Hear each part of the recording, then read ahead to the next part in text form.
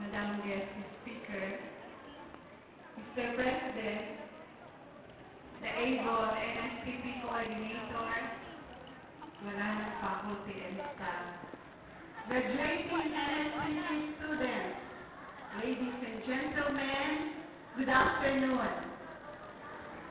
Magandang hapon. Mabuhay GFI College.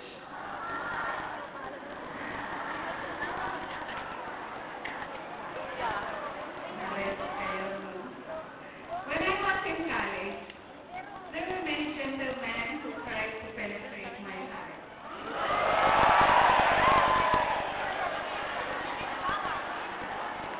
Many of them had good news in life. Seemingly, I enjoyed the chocolate, flowers, and their goodliness. But one of them I disliked for a while. He dressed loudly. He was quiet. I did never